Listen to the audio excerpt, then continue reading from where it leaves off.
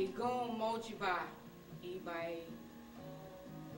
I pay homage to my spiritual ancestors and predecessors who left their legacy of love, their spiritual DNA, who modeled the behavior of a great realizer. Libations.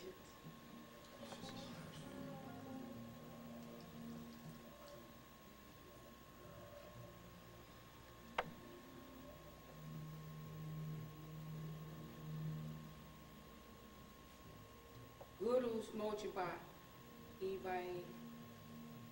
I pay homage to all the great realizers from time immemorial. Osiris, Buddha, Christ, Muhammad, peace be upon him, Babuji Maharaj, Sawan Singh Maharaj, Bhagwan, Afrika, libations.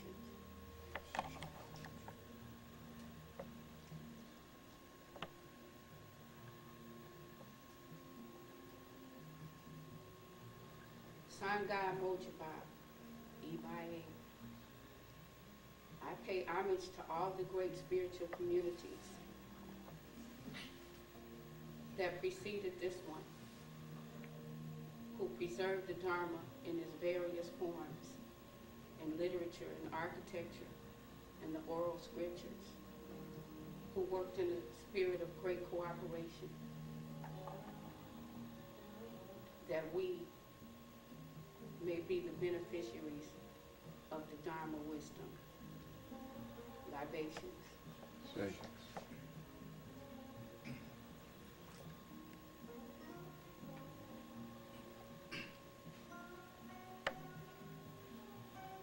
On behalf of my spiritual brothers and sisters, my Sangha, my spiritual community, we pay homage to our own living science cycle, who loves us and sacrifices his life each and every moment, who gives us his sadhana wisdom, that we too may realize his spiritual condition in this very lifetime, not for our sakes, but for the sakes of all sentient beings.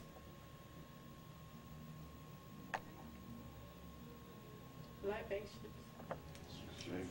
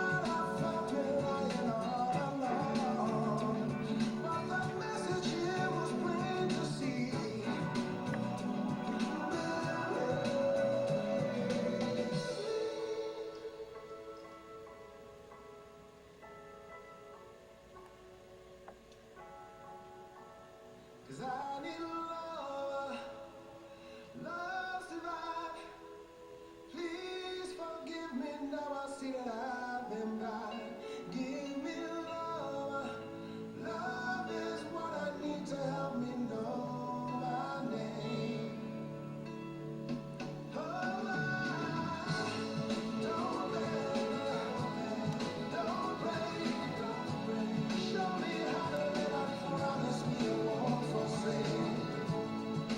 'Cause love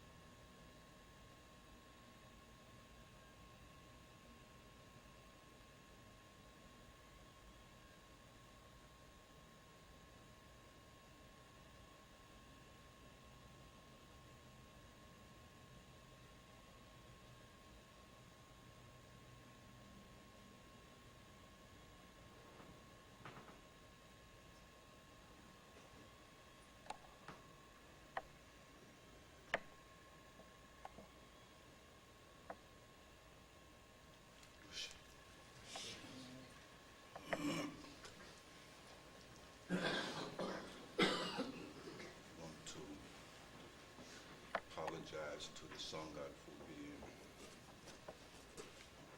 even more tardy than usual. It seems like this body is not quite what it used to be. So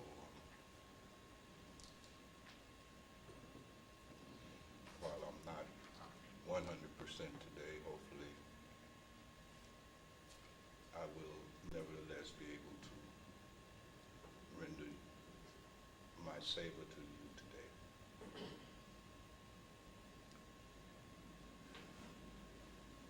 I think we'll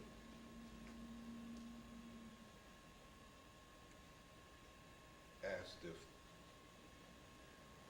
Mukherjee and Bhadraji will prepare to share with us today the selections of poetry that they were not able to share with us at Setra's home upon our last gathering, and then we will open up for some discussion. Would that be okay? Yes, sir. So, Mukherjee, if you have a selection you would like to stand and read.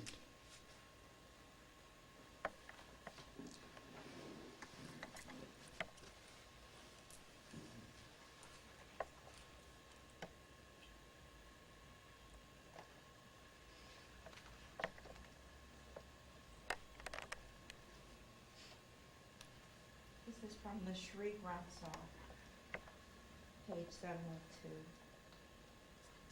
And it is Guru Nanak. Bless me with the gifts of the state of fearlessness and meditative remembrance, Lord and Master. O name it, God is the breaker of bonds. The rain bird longs for the rain to fall. O God, ocean of mercy, shower your mercy on me, that I may yearn for loving devotional worship of the Lord. The fish cannot survive any other way. Without water it dies. I am a helpless orphan. I seek your sanctuary, O my Lord and Master. Please bless me with your mercy. I do not know anything about spiritual wisdom, meditation, or karma, and my way of life is not clean and pure. Allow me to come into the wine shop and let me drink with you.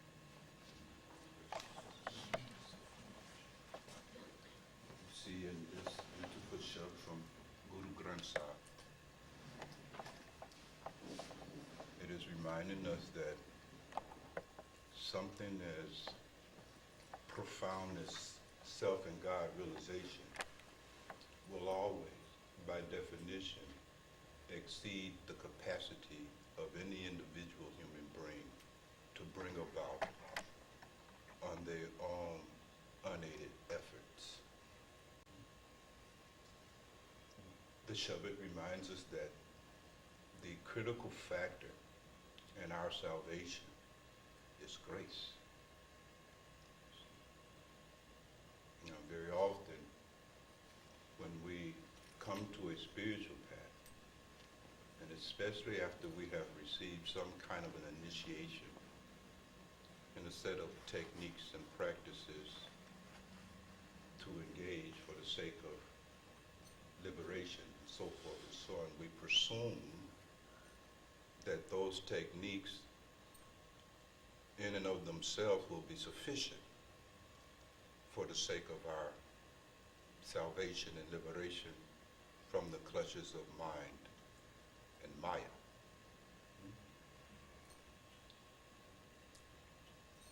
So the Shabd remind us that that is not the case, you see.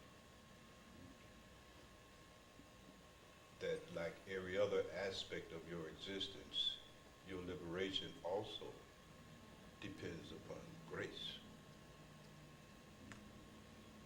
And so ultimately you see, authentic spiritual practice is fundamentally the practice of the yearning for the grace of God to befall upon us and thus be liberated out of this creation. have to remember you did not decide to come into this creation. So you have very little to do with your liberation from it, you see. The path is about grace. Therefore, you must always be turned in your attention and energy towards grace.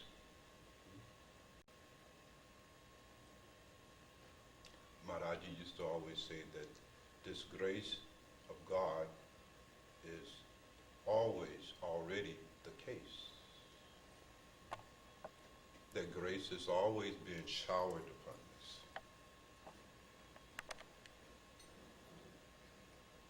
But like in a rainstorm, if there's a cup facing down, it does not matter how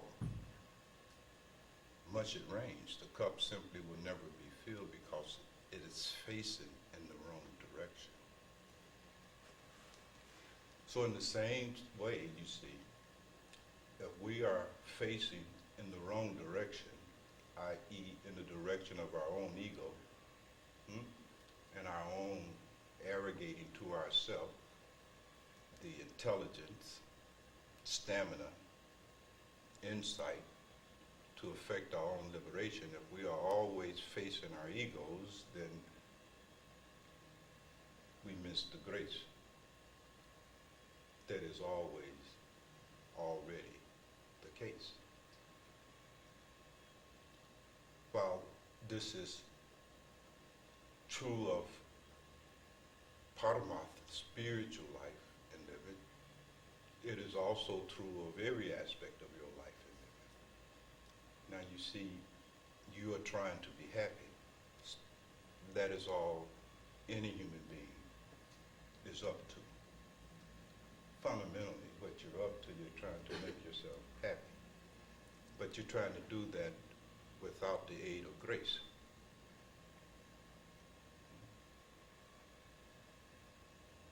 You are relying upon your own ingenuity, your own cleverness, your own strategies that you fabricate with your intellect. You're trying to do it via your relationships with other people, places, things, and events in your life. But happiness cannot be had through anything that you are doing. In some sense, it is this whole search to be happy that is the problem with your being happy. Please make a note of that. Until the very ego-based search for happiness itself ceases in your case, and you are turned toward grace, then your search simply will never yield the happiness that you are seeking.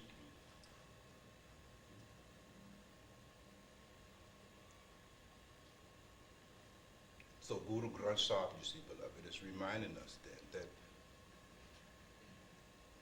that in all matters we should seek the refuge and the protection of the Lord.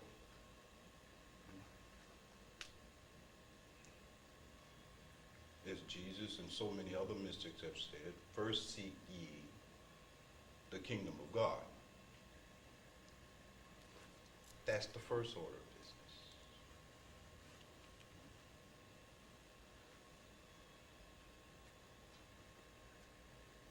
You must somehow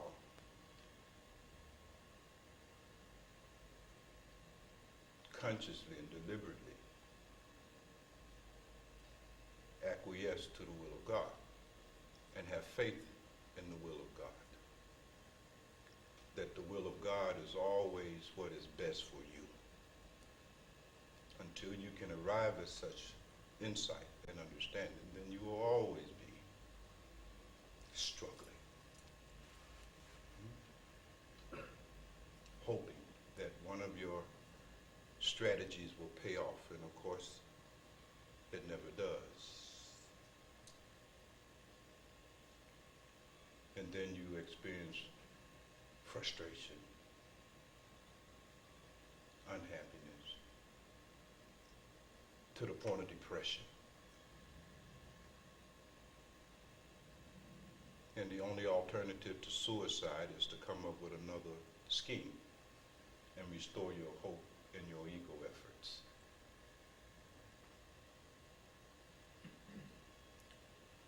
Such is not the way.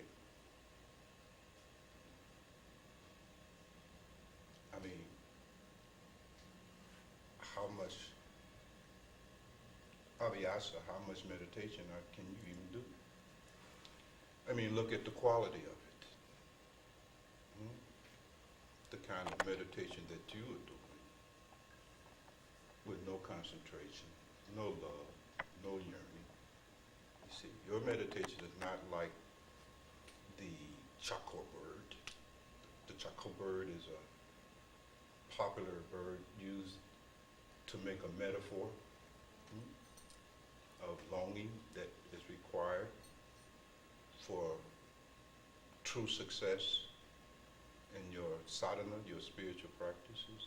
The chaco bird longs for moonlight, or the fish for water, you see?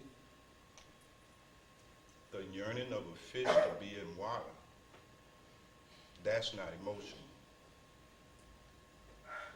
Your yearning tends to go up and down with your emotions. You see? A fish yearning for the sea, that's not emotional. That's not psychological. That's not philosophical. That's not theological. That's a matter of life and death. So until we are able to arrive at the understanding that, but for the grace of God, we will perish, and really understand that, like a fish understands the necessity of its life depends upon its being in the water. You must truly understand that your spiritual life depends upon being in the grace. And you must yearn for that, you see.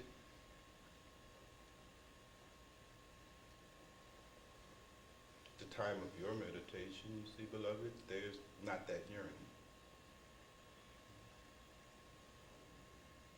And without that yearning,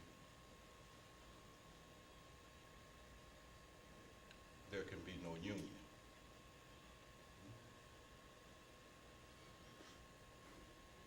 So much more can be said about it, you see.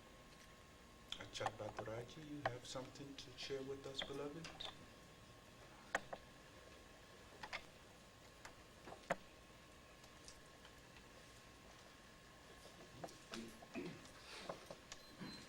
Just something brief from Words Eternal by Huzur Maharaj Charan Singh.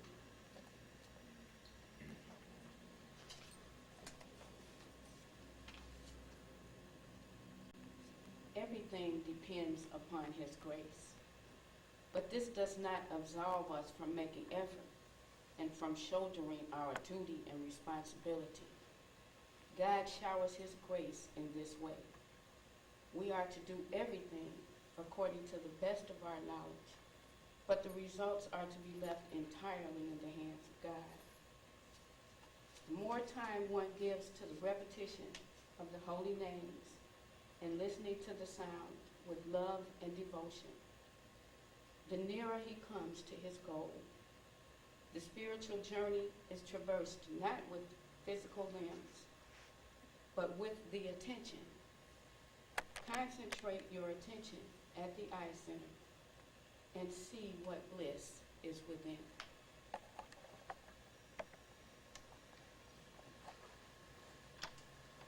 And so Maharaji puts everything in perspective. And reminds us that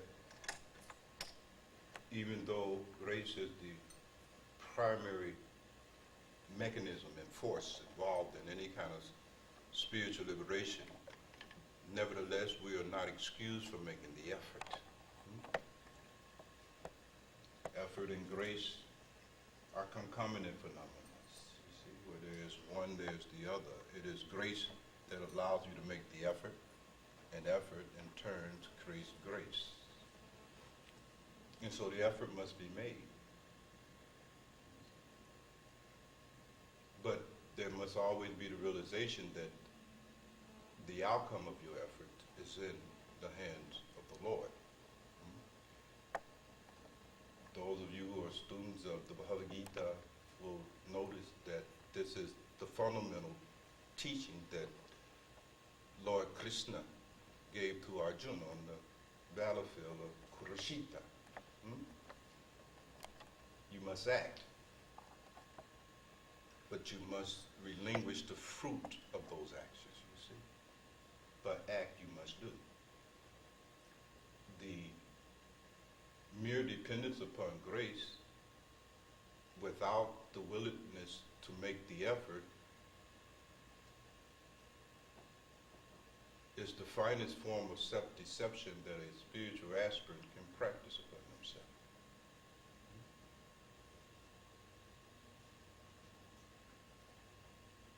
It will only lead to delusion.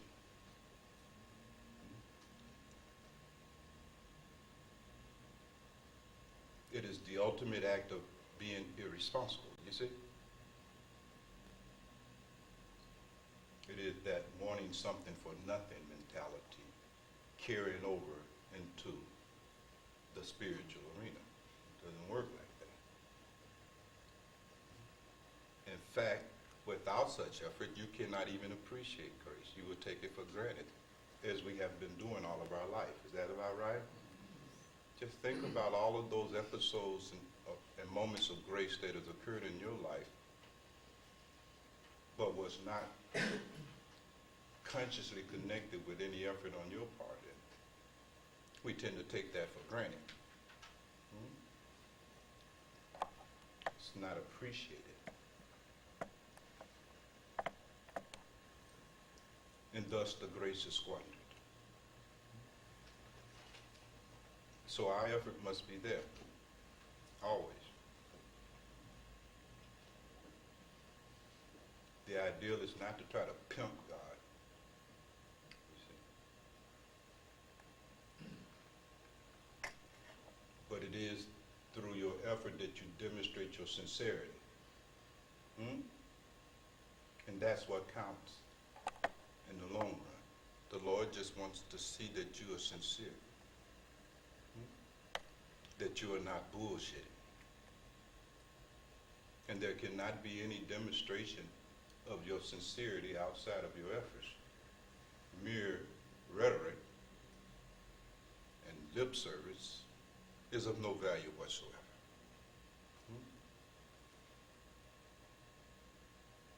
So one must put forth that effort as a demonstration of one's sincerity and earnestness.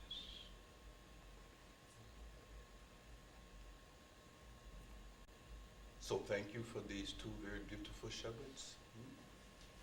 And with that, the floor is open. And if there's anything you would like me to talk about or discuss, you are most welcome to suggest that topic or subject.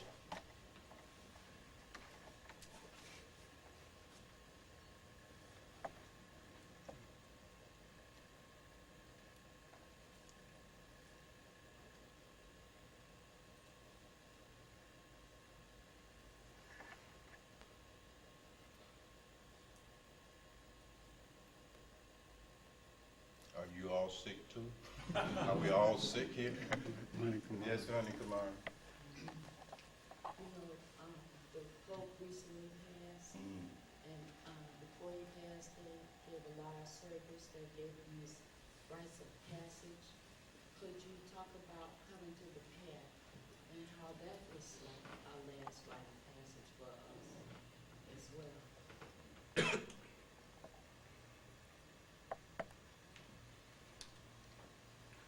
Well, certainly coming to the path is a little bit more profound than what occurred in the case of John Paul II. What they gave him was his last rites.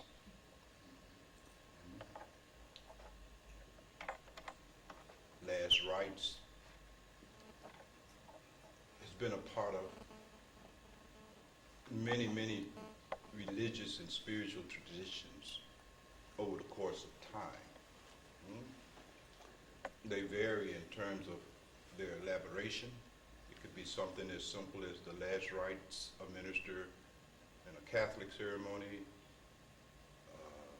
to something as complex as the chanting of the various incantations contained in the Egyptian Book of the Dead or in the Tibetan Book of the Dead. Last rites is about instructing the soul, reassuring the soul, encouraging the soul, for the sake of them making their transition. But it's given at the last minute. Coming to the path is not something that happens on your deathbed, you see. The saints come and give us initiation long before that time. Occurs in most of our cases. Is that about right?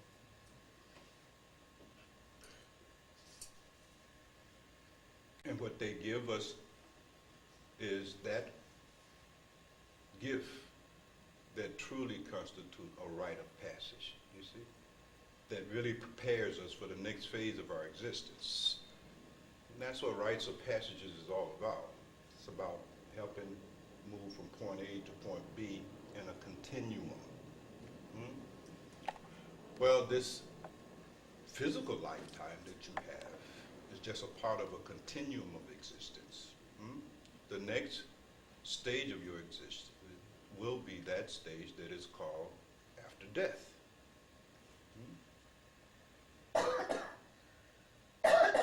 And surely any help in making that transition should be greatly appreciated, since that transition is inevitable in everyone's case, isn't it?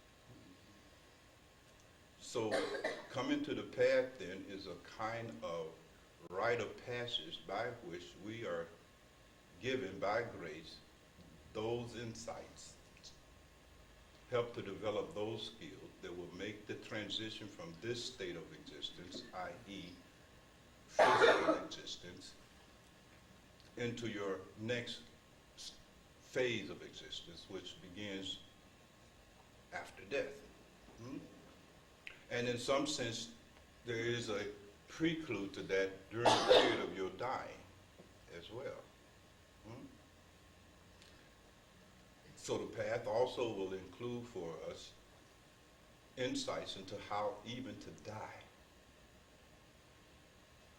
a good death.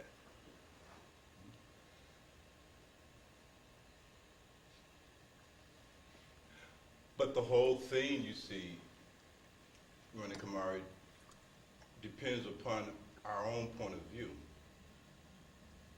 about what the path is about. Everybody that comes to the path have their own concept of what the path is about.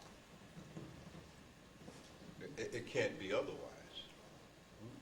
Even though we will read the same books, hear the same discourses, nevertheless, our minds will filter out certain pieces of that, and it will come to its own understanding and conclusion and expectations based on your own karma, your own spiritual level of development, you see.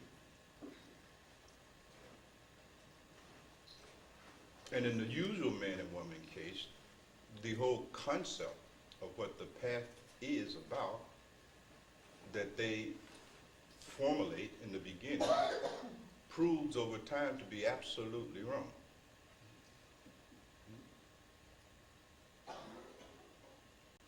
In fact, we approach the path very seldom seeing it as a preparation for transition from this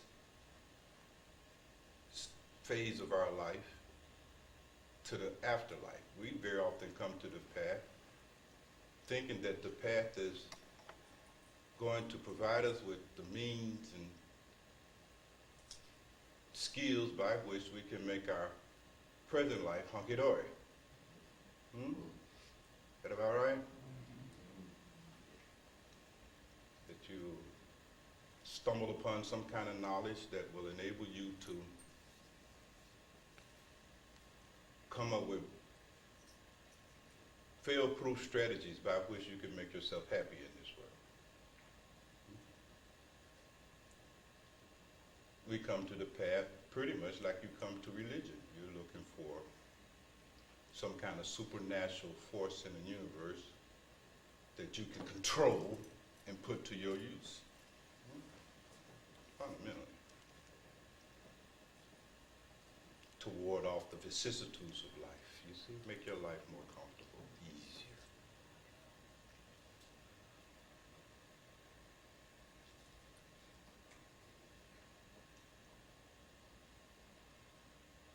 And usually when we discover that this is not the stated goal of the path,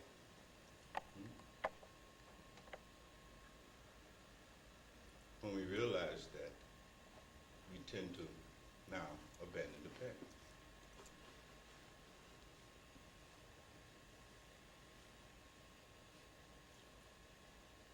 So it depends on each individual.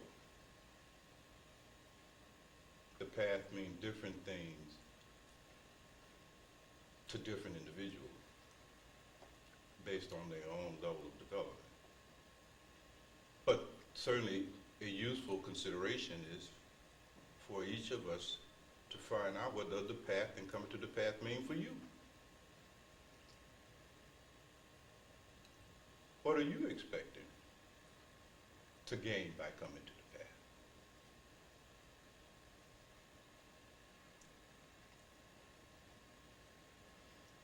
And based on that, you can determine whether or not what you're involved in is a rite of passage or what you're involved in is just some more supernatural bullshit.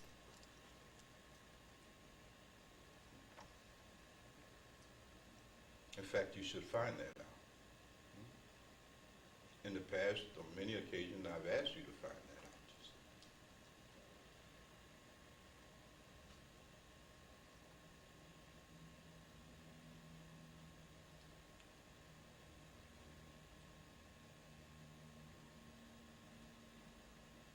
Now, a lot of things do happen when you come to the path. That's true. That may invariably benefit your worldly life. That's true as well. But that's not the goal. That's a kind of byproduct.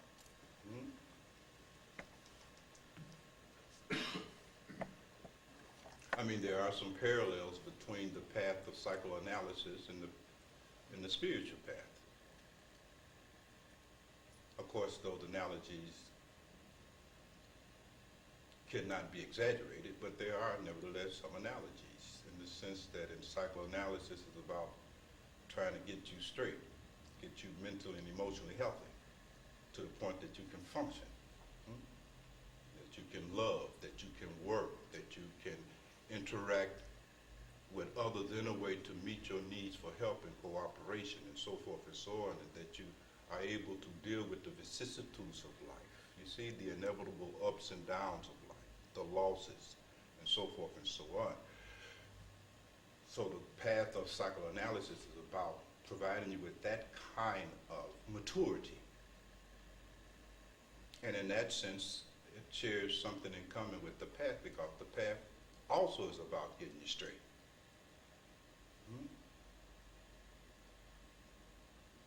But it's getting you straight in order to transcend this world. Psychoanalysis gets you straight to better function in the world, you see.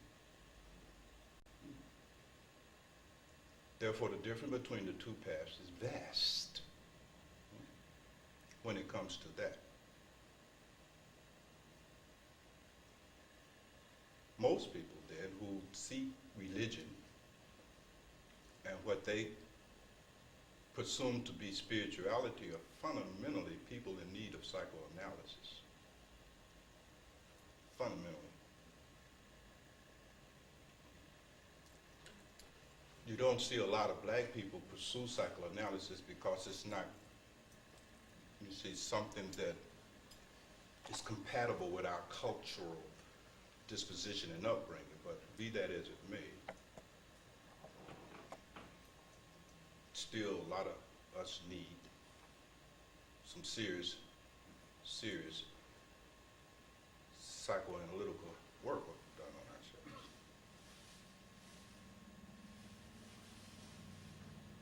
And the path of psychoanalysis is a long path. You see, that's what it has in common with the spiritual path. Effective psychoanalysis is about a 30, it's a lifelong process. It's not 8 short sessions. You follow me? It's a path. It's a relationship between the analyst and the Allison. You follow me? So the analyst and the analysan have a relationship, like the guru and the disciple have a relationship, and it's a lifelong relationship.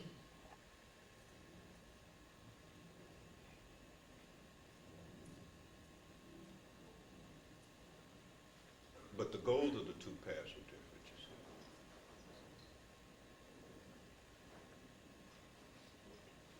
So the usual and conventional man and woman who comes to the path is really looking for some level of help. You want some help in your life. You see, our relationship with the guru tend to be based on how the guru can help us have more health and happiness in this life, you see. Much like the relationship between a client and a therapist. You present worldly problems, and the therapist helps you, solve your worldly problems. And that tends to describe how you interact with the guru, because you're operating pretty much out of the same need.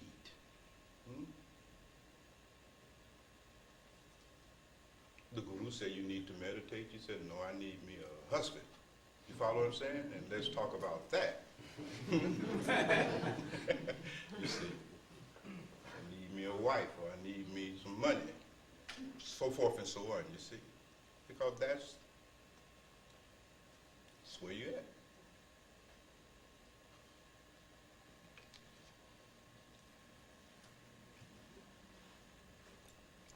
So in my own Saber, to you all, I have sort of worn both hats because it's necessary. So in that sense, being a psychotherapist and your spiritual servant serves you well. I can cover all the bases with you. You follow me?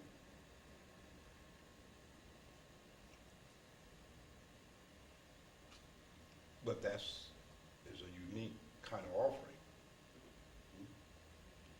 Ordinarily, you go to a therapist, and the therapist just strictly confine themselves to, strengthening your ego and giving you some psychosocial skills so that you can stop missing work. Stop drinking, stop drugging, stop beating your wife, and, drop some of your neurosis and hypochondria and all these other kinds of mental disorders and disease, you see. And of course, typically you come to the guru is not interested in any of your problems. They're not interested in what's going on between you and your husband and your boss on the job. They're not even concerned with that aspect at all. You see? They're concerned with avyasa, you see, practice.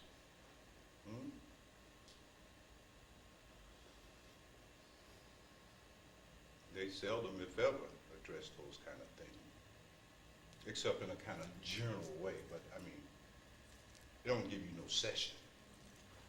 You follow what I'm saying? Devoted to resolving your personal problems. You don't get, Buddha don't deal in that. You know what I mean?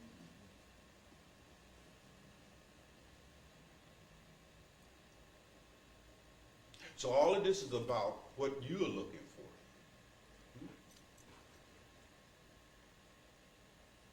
versus what the stated goals of the path are.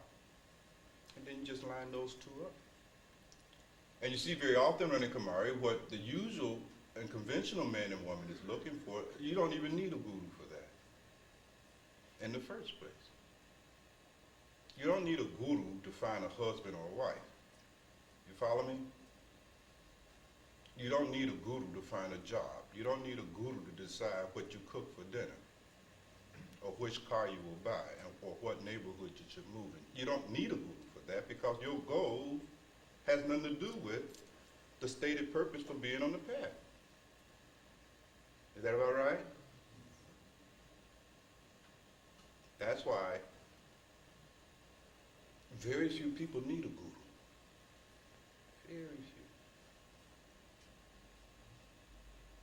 I know it has been said to the point that the saying has become popular that everybody needs a guru. Well, I beg to differ with that. Very, very few people really need a guru. Very, very few people even need to get on a spiritual path because the vast majority of people goals have absolutely nothing to do with the stated goals and purpose for being on the path. That's why the majority of the people who come to the path leave the path. 95% on average of the people who come to any path leaves it within 5 years. They're gone. The turnover is immense.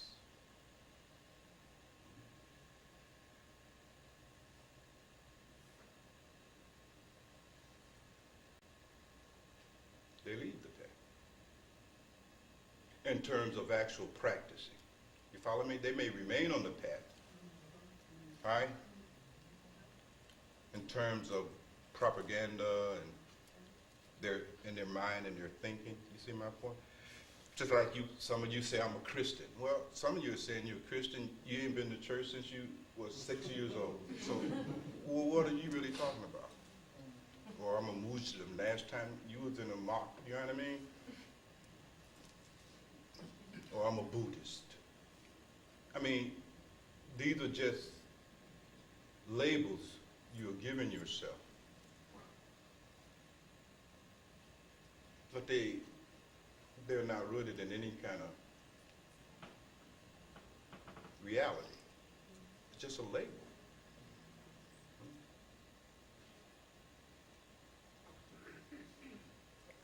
So 95% of all those who get initiated on any path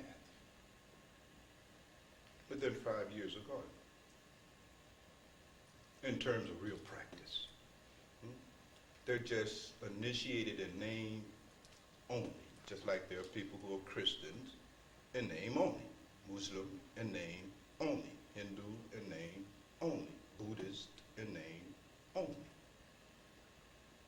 Because being a Buddhist or a Hindu or a Muslim or a Christian in name only is enough for them.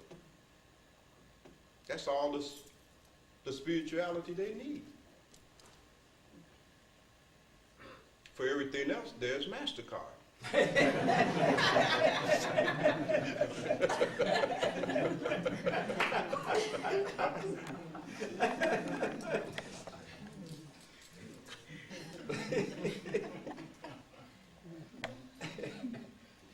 So you have to look and see.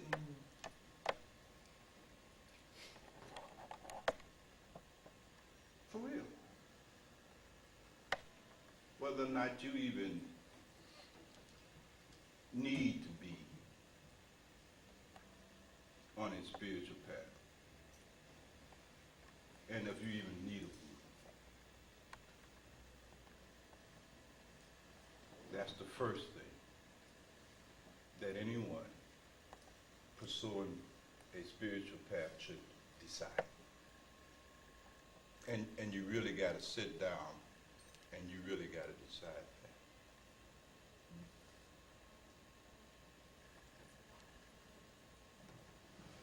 No fooling, no kidding. Otherwise, if you're unclear about that, if you're wishy-washy about that, you can waste your whole lifetime.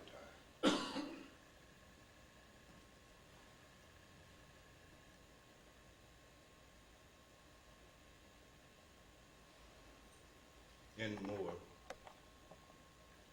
you can lose your mind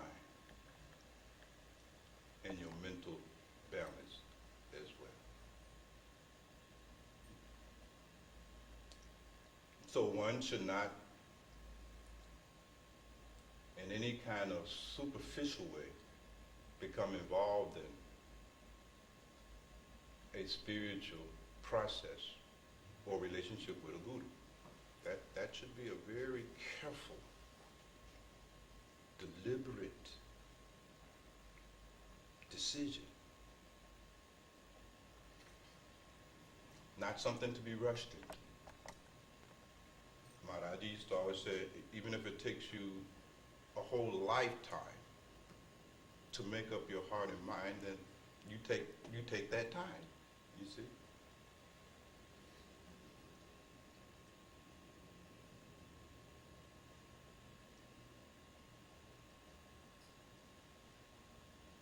That's not time wasted.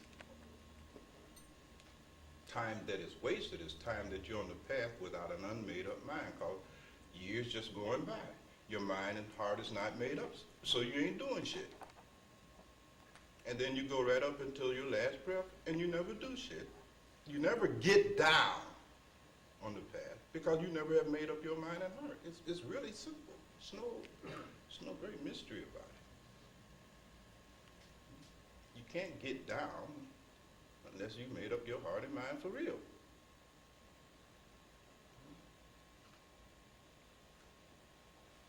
So you must resist any impulse, you see, to simply attach another label to yourself. You follow what I'm saying?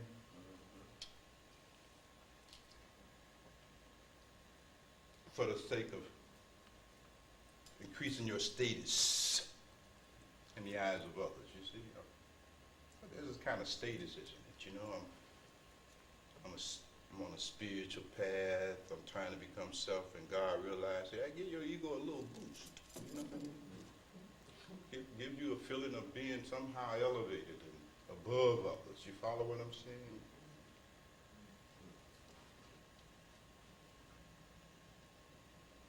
Like you know something. What did you say, beloved? I'm just sitting there thinking like you know something. Not only like you know something, like you are.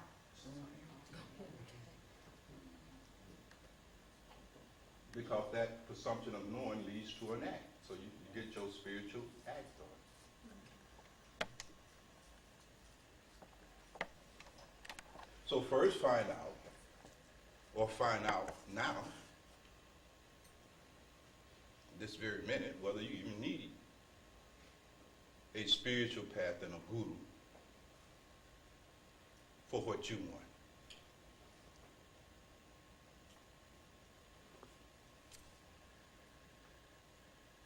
And be clear about it. Because you don't deceive anyone but yourself. You're the loser. The path, you see, traditionally has been said to be for those jivas, those souls who are tired. And they've had enough. You follow me? They've had enough of this futile search for ultimate and complete happiness within the realm of conditional reality. They're done with that one. You see? They've had enough.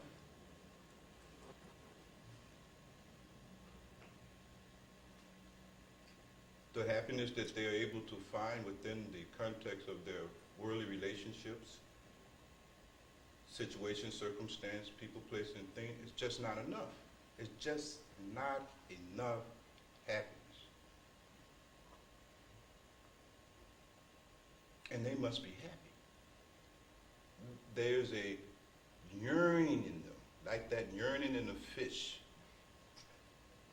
for water. There's a yearning in them for happiness. They yearn for happiness. They got to really have real happiness. Not temporary happiness, you see, not pleasure, not comfort. They have exhausted the ability to be content with that anymore.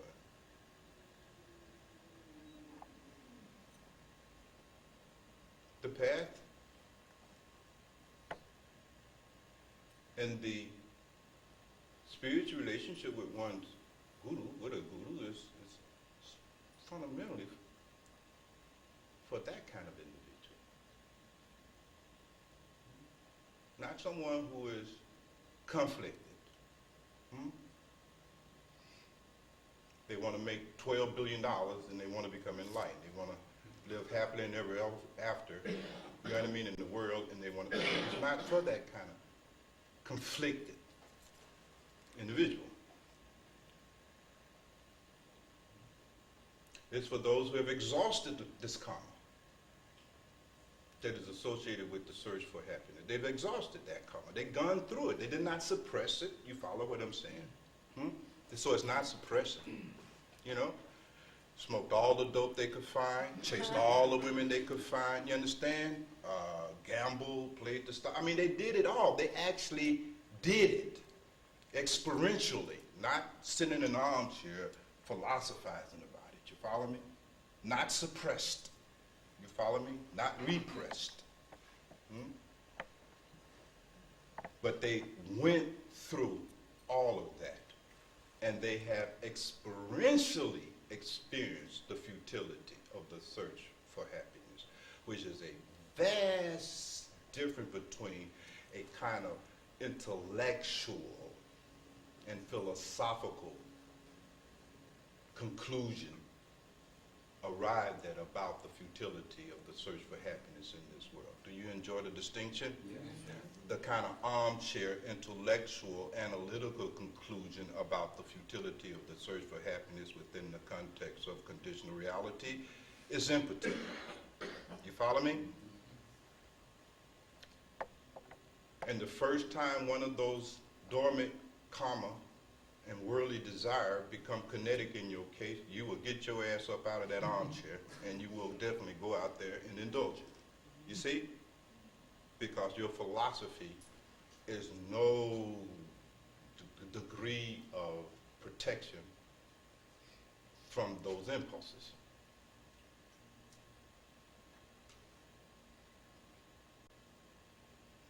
But you have to be that kind of a jiva, what in the literature is called a dikar. You see? Who have exhausted a sufficient amount of their karma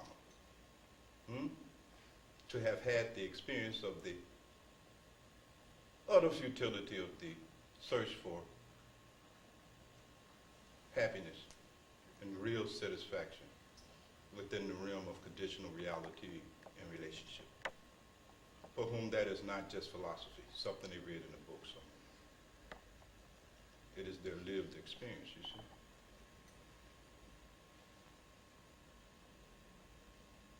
And they want some real happiness.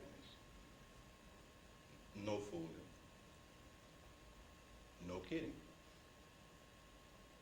Such a dikar, such fit souls and jivas are who the path is meant for. In fact, only such a dikar and fit jivas can even walk the path.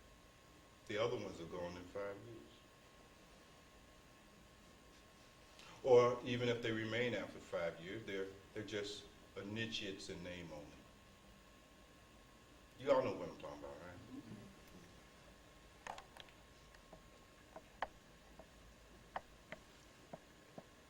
So you have to decide it's personal. I mean, what do you want? How much reality can you tolerate? You see, people have different degrees of tolerance for reality. Some people are operating out of a very low tolerance for reality. So in order to make reality bearable, they will have to involve themselves to some degree in pretension, delusion, illusion, and principally in lying to themselves and others. Lying is a principal means by which we can make reality bearable in our case. And where we tend to use this psychological mechanism by which we are able to adjust reality to a degree that is bearable to us is in the arena of the search for happiness. It's where you lie to yourself. See, so you lie to yourself and convince yourself that if you start a business, you'll be happy. But you know deep down inside that that's bullshit. So you have to lie to yourself to pump yourself up. Otherwise, you ain't gonna go take all your money out of the bank on no damn business if you had to deal with the reality of the failure of that effort to produce real happiness. You couldn't do it. You can't do anything in this world that you don't believe or help make yourself believe will give you happiness. Can't do it. In fact, you would die. Just can't do it.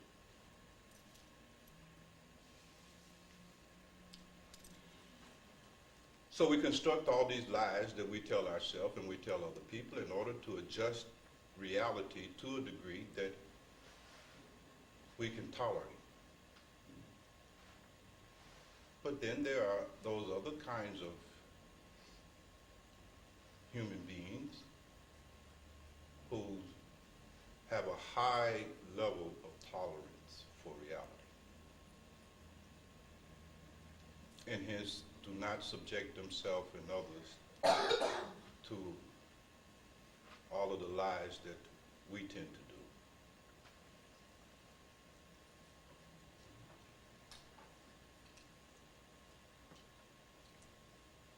So they know they don't love their wife, and they know they don't love their husband. Strangely enough, that makes them better wives and husbands. You see my point? But they don't have to, you know what I mean? They can tolerate that. It's all right to know that my wife really don't love me. That's all right. It don't break you all up. See, it break your ass up when you find out that somebody don't love you. That just floor you. You follow what I'm saying? You're all depressed and sick because you can't handle that much reality. The truth is, you see, nobody loves nobody. Mm-hmm. That's the truth.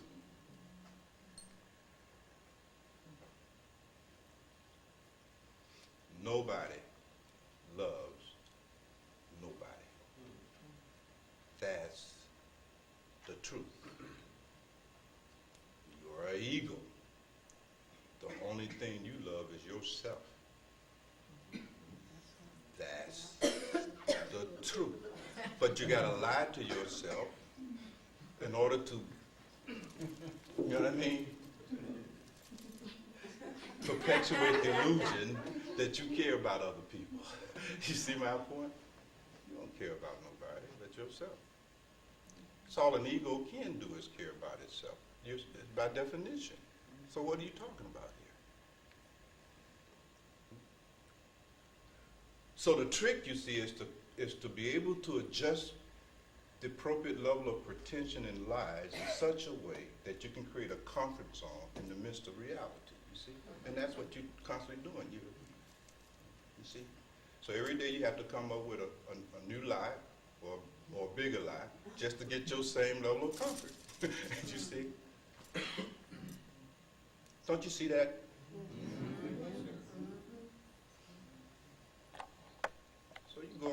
about how much you love somebody. Who you kidding?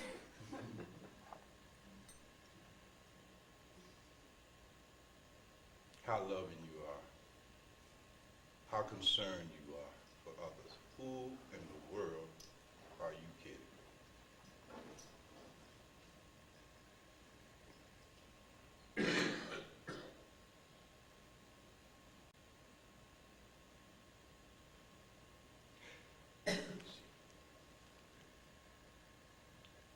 Yes, beloved. But do you really love yourself if you gotta continue to lie to yourself to To love yourself. if you can't Of course, be you don't real even- with no, yourself, No, man, no, you really don't love yourself. you just trying to feed into your ego. If you can't say, well, I'm not a, good spiritually, I'm not a good husband, good father, and honestly be real with yourself Yeah. and, No, that's real growing up. See, that's just psychological maturity. You see, we haven't even began to get into spiritual growth and development. That's just growing up psychologically, you see.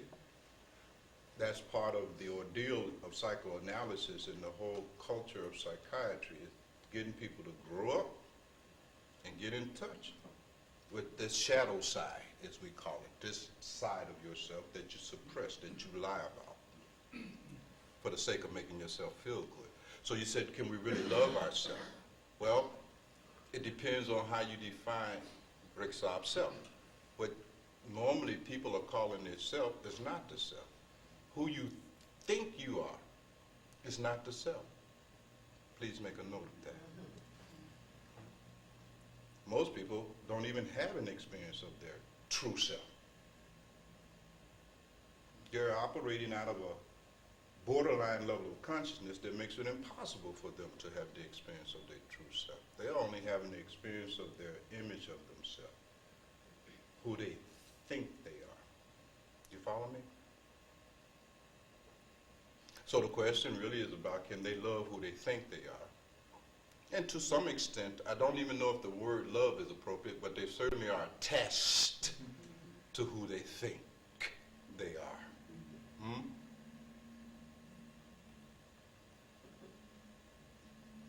And they're committed to that self, who they think they are. They're committed to maintaining and perpetuating it, the illusion of it. That's why they lie. You see my point? So selfishness is not about love, it's about attachment to this false image of ourselves.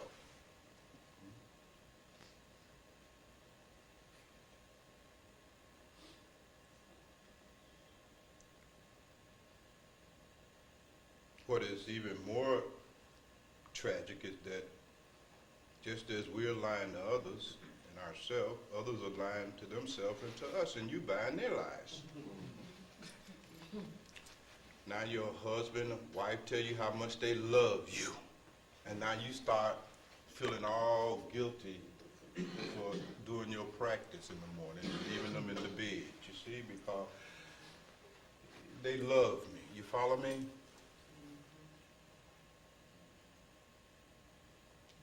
You fall for other people's lies. That's the problem with being a liar. It makes you vulnerable to other people's lies. And so it's a double trap. You understand what I'm saying?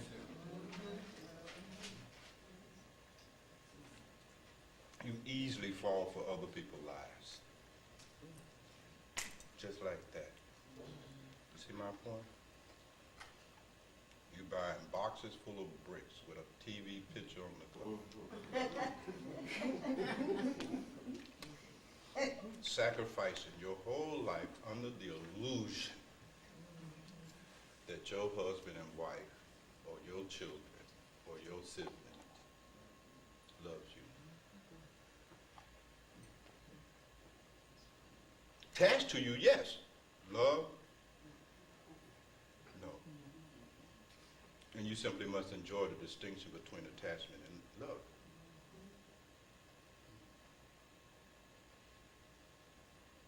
So the path then is something that can only be traveled by those individuals who have a high level of tolerance for reality. If you got a low level of tolerance for reality, you see, your life will become a life of an addict. That's what an addict is a person who has no real level of tolerance for reality. That's why they are an addict in the first place. They can't handle reality.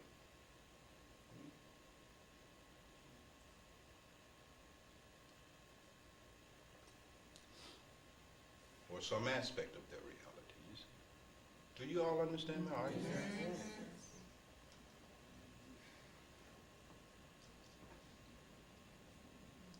So this is what you got to deal with. You see? So that's why saints and mystics tell us, don't lie to yourself. I mean, that's almost like a kind of prerequisite for even approaching the path. You know, just don't lie to yourself. You know what I mean? Stop lying to yourself, you see? Start slowing that down. You can't stop it all at once because you've been lying for lifetimes, not just this lifetime. You see? You have been surviving on the lies that you tell yourself. So to cut you off from that will kill you. You see my point? It would traumatize you. It would not be in your best interest.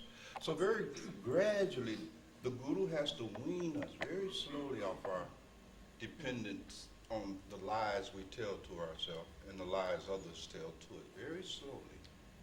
Very slowly. You see?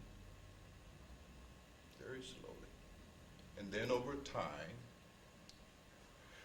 we suddenly begin to notice an increased capacity for bearing the truth, an increased capacity to deal with reality.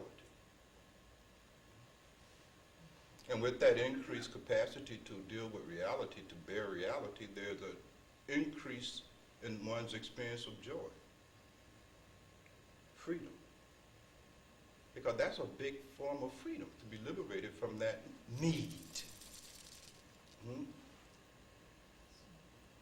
To reduce reality to a level via lies that you can bear. To be free from all of that. Something else to say about it, or am I boring you with this here? I don't want to go on harping on this. That lying thing, Bhagwan. You know, it is. It's just what you said because How you know? I've been doing it so long. How you know all of that? But Bhagwan, I'm telling you. Your brother say you lying right now. But Bhagwan, it is because I know when I started trying to practice this truth thing, I kept asking myself, now, how do I really feel for real? You know, I'm so out of touch because I've been doing it so long that I really didn't know. Yeah. I mean, I had to question myself, well, how do you really feel? It's like not being in touch with your own emotion or lies or whatever. Sure. You know, you just don't know. That's exactly what happens psychologically. You become self-alienated. It's a kind of mental illness. That's what it does. You persist in it too far, you become psychotic. You see? Schizoid, so forth and so on. That's why it's a dangerous thing. It's a very dangerous thing. And you lose touch with reality. There's a break. And that's tragic. And one begins to now find that suddenly their life has become even more meaningless. You see? Less fulfilled. Because that whole process, you see, diminishes satisfaction and fulfillment and happiness. One's suffering increases. But see, this is the fear. This is the fundamental fear. Mukherjee opened up her excerpt from Guru Granth Sahib, and it was talking about fear. But it is this fear of the deconstruction of who you think you are. That's your fear. Fundamentally. Those 95% of the people who come to the path, eventually, if they are attentive and have done a little bit of meditation, they don't even have to do a lot, sooner or later discover what's really involved here. They've discovered that, oh my God, who I think I am has to be deconstructed. And that is too terrifying.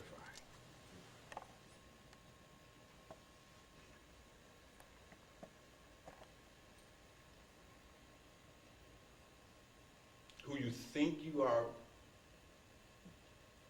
is threatened to the degree that you really engage in the spiritual process seriously. That becomes threatened. The guru undoes it. You see, that gets undone. You are confronted. You see? You're confronted. Prior to your involvement on the spiritual path, while you were going to church and to your temples and your mosques and your, playing at it, right? Where there was no real sodomy involved, no demands being made on you. You flattered yourself while you were sitting in the church that you were really a spiritual person. I go to church every Sunday. I go to mosque every week. You see, I do my chanting. I burn my candles. I do my puja. You really were thinking that you were a devotee, thinking that you were serious about God. And then when you come on a path and encounter the guru, and the guru puts demands on you for practice, you see, they really start interfering with your lifestyle. Then you realize, you see, that first morning that you push that alarm clock off and roll over into that day you had a revelation about yourself. Right? I ain't all this devotee stuff I've been, all that propaganda, right? So the fear is that you're going to have to change. That's the fundamental fear. The defragmentation of who you think you are, the deconstruction of who you think you are. That's the fear.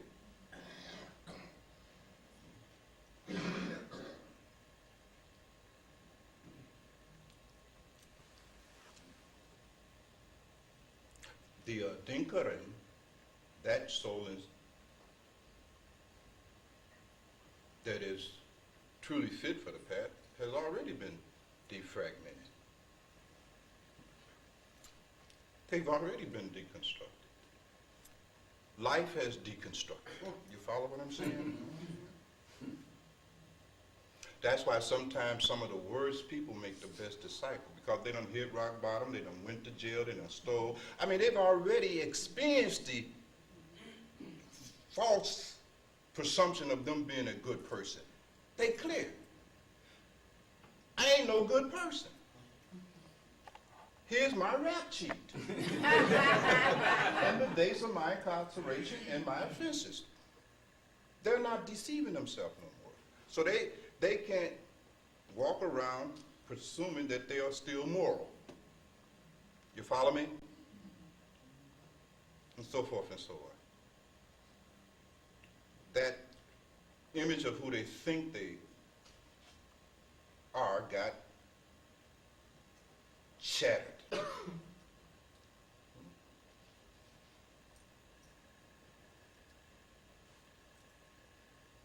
And so they tend to have more humility.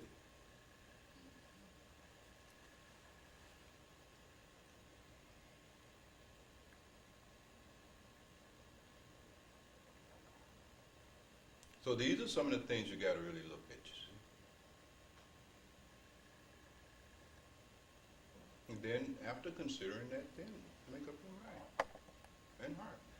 And once you made up your mind and heart, don't look back. That's what Jesus says. Once you have put your hand to the plow and you look back, right? You are not worthy to follow or a path. If you're looking back over your shoulder, you're not worthy of being on the path. You're looking back and still lamenting about what you did and who you did it to, and you know what I mean?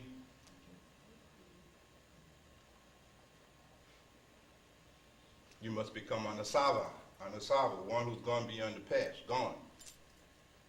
Pass over, gone. Move beyond your past. Must be able to do that. And keep your hand on the plow. Forget who you used to be. Just forget about it. You're still trying to maintain who you used to be. You see? In high school somewhere. You're still trying to hang on to that sense of self you constructed in high school somewhere. You follow me? You're clinging to it for dear life.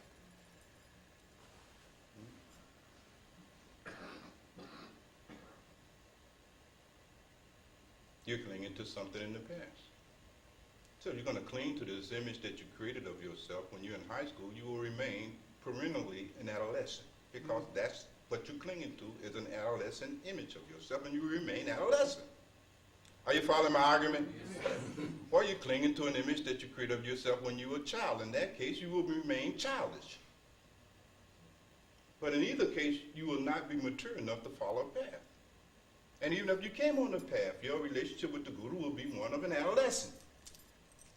Because that's what you are. You're an adolescent. Adolescents are defiant, arrogant, think they know everything. I mean, you understand these pain in the ass teenagers, right?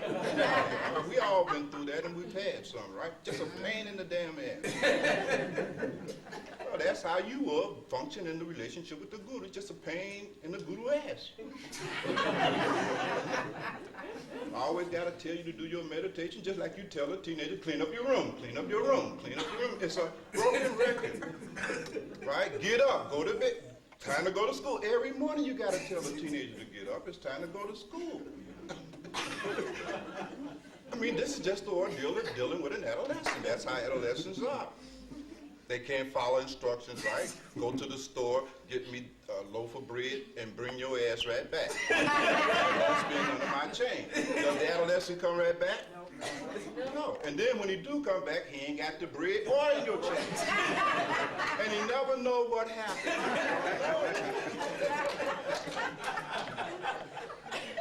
That's how you are. In your relationship with the Guru, because you're still operating out of this persona that you created in high school, which is fundamentally the persona of an adolescent. So when the Guru asks you why you're not meditating, I don't know. Did you do your meditation yesterday? I forgot.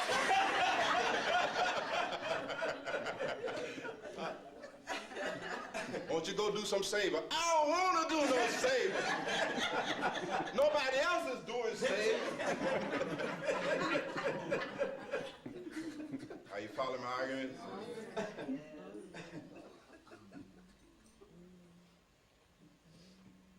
If your development is even more arrested in terms of where you're clinging to a sense of self, then you operate out of a sense of self that generated in your childhood, and so you tend to be childish in your relationship with the Guru, over-dependent.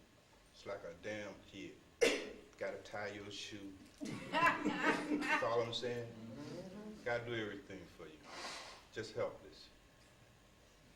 You see? Childish. Wanna watch cartoons, You know what I mean? You hear stories. Bhagwan, tell me some stories. Realistic. Tell us another Buddha story. Bilal, tell us another story. Y'all be with your little. It's so cute.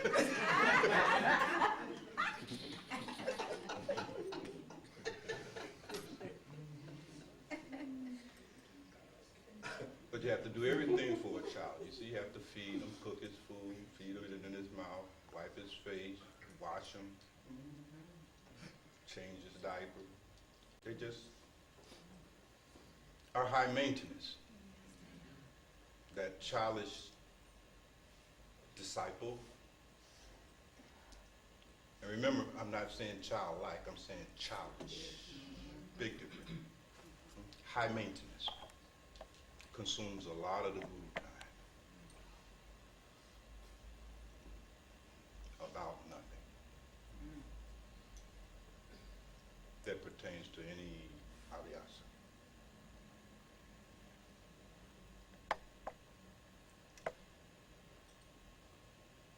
So what kind of self are you clinging to that you think you are? The self that you think you are, that you are clinging to, that you are trying to protect from being defragmented and deconstructed. Well, what is that self? Where is it at? Is it an adolescent sense of self that you're clinging to, or is it a childish sense of self that you're clinging to? Or are you operating out of a mature sense of self? Find that out about yourself, and you'll be able to pretty much predict what kind of experience you will have on the path.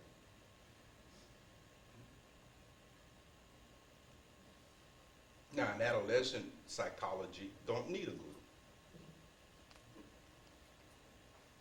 at all.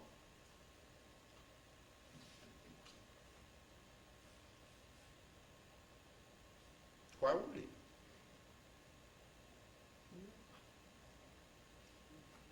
Why would he? Sure, he doesn't need a guru.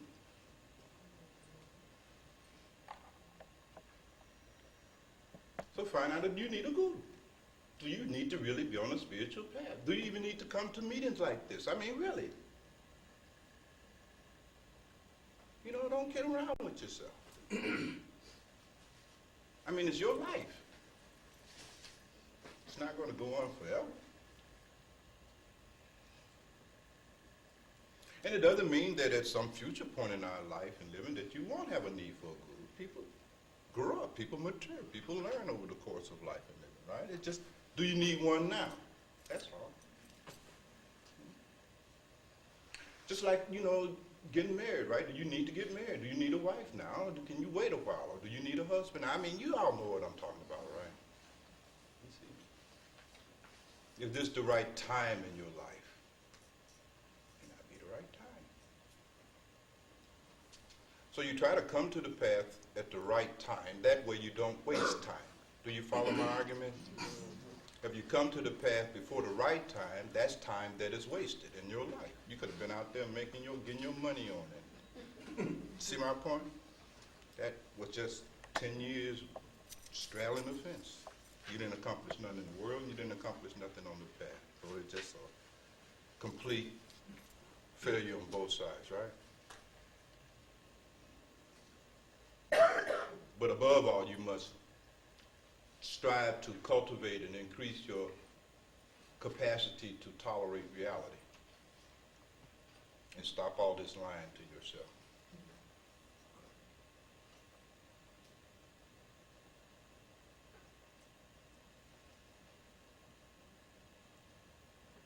Something else to say about it?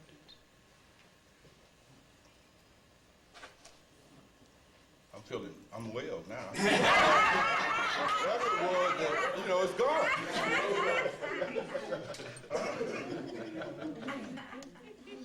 I'm ready now.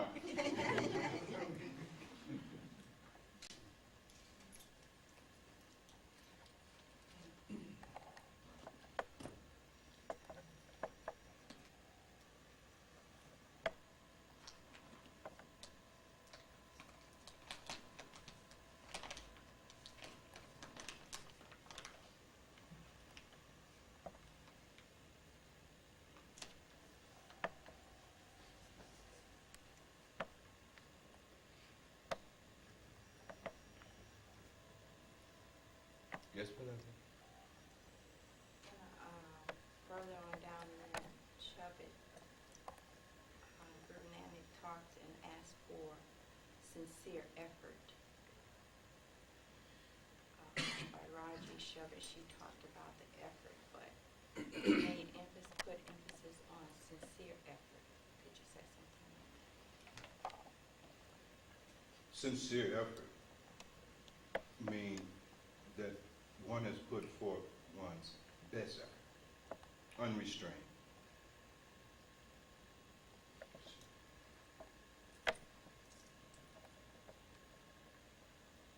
Full effort.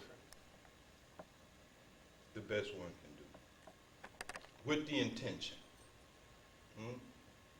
of really doing it. Not a mechanical thing, you see? Not a matter of routine.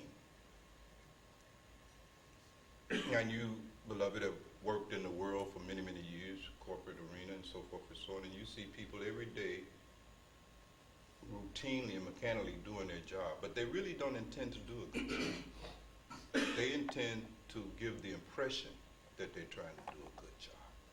Are you following me? Right. But they really are not intending to really do a good job. Just giving somebody the impression. When you're just trying to give the impression of doing something, that effort then is not sincere. Now, sometimes you see, beloved, on the path, isn't that what we do? We try to give the Lord the impression that we are really making an effort. But you sit down with no intention, you see. Mahadasi gave a beautiful discourse a few months back on that whole issue, didn't she? There's no intention. You sit down, you have no intention to give your time, energy, and attention to the Lord. You're just going through the motion. Mechanical. Calculated.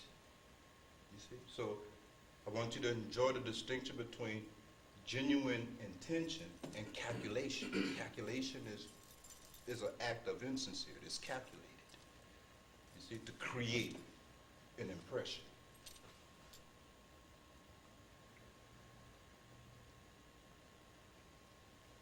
The effort must be sincere. Again, the analogy of the fish in water. The fish really wants to get in the water. They not just want to be able to say, well, I tried to get in the water. Trying to get in the water means I'm going to die. So the fish is not just merely trying to get in the water. The fish is actually trying to get in the water. You follow what I'm saying? For real. See, again, this ties in with what I've just said. You see, sincerity is about being for real. But I've already said that if you don't have a level of tolerance for the real, you can't be real. Please make a note of that. How can a person with a low tolerance for reality be real?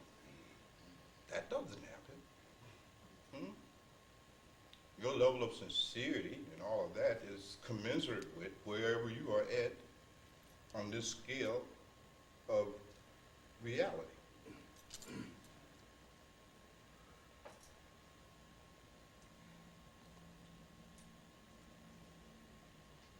Sincerity is about being for real, being intentional in your efforts. Doesn't mean you may not fail. You still may fail. Because after all, it is about grace. So you still may fail, even after making a real effort.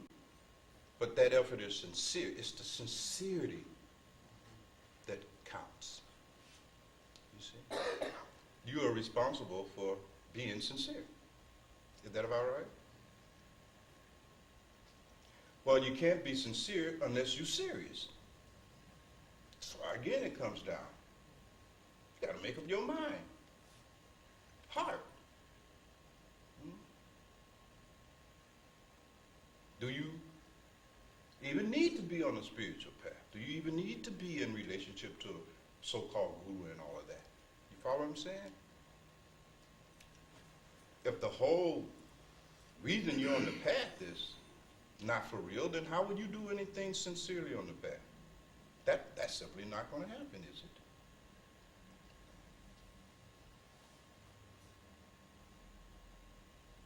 It has to be for real. No fooling. No kidding. Yes, ma'am? So about that, the effort has to be, based on what you're saying, the effort is an action, a right action, not just anything else like a consideration, it's the actual action that you take. It can be. Even if it's making a consideration, beloved, then that making of the consideration has to be for real. You know, if it's an action, that action has to be for real. It doesn't matter what you do. It has to be for real. Even our exchanges, your questions, my answer, they have to be real, you see. But I'm definitely going to try to keep it real with you. So you might as well join in the fun, right? Ask real questions. Even if your question is not a real question, I'm going to give you a real answer. You see, it ain't going to feel good because you weren't looking for a real answer. Mess around and get your feelings hurt, you see, because you weren't looking for a real answer. But that's what satsang is about, isn't it? But doesn't matter what it is that you're offering, beloved, just let it be for real. I'm talking about not just thinking, you know how you say, Yeah. don't just think about it. Just don't think about it, but You do need to it. at least do it, that's Do a it. real effort. Sure. Let it move from the drawing board out into the arena of your life. Now, you won't be able to make a full transference all at once. You see my point? It's a process. This is a process. This is a lifetime. You see my point? This is lifetime stuff here. So you can't be in no hurry. See, a lot of you all come to the path and you're in a real big hurry. You get nervous, in fact, if nothing ain't happened in 6 weeks. You understand? What's going on here? You see? This is lifetime. This is the work of a lifetime.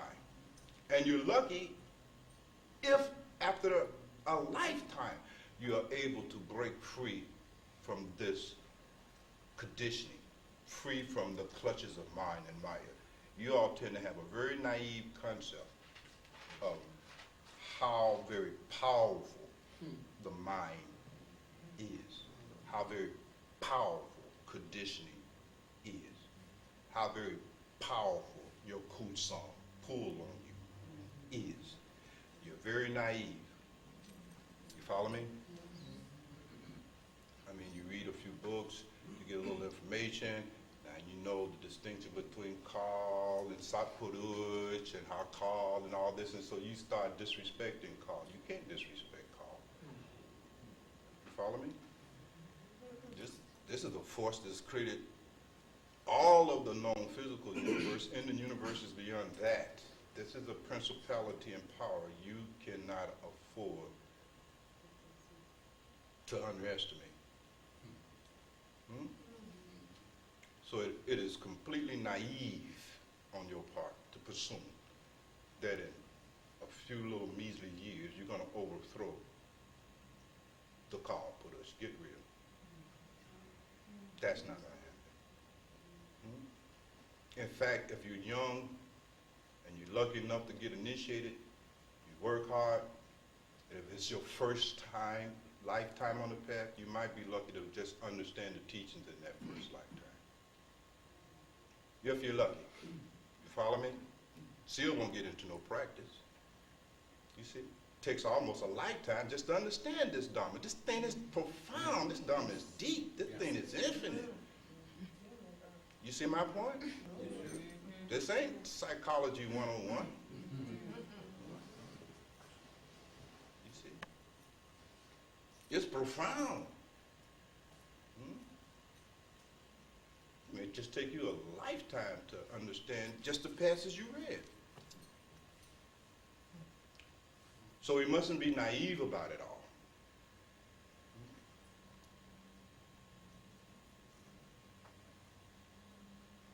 So it won't all be overnight. You see, this ain't no pump. You follow what I'm saying? A kind of sweet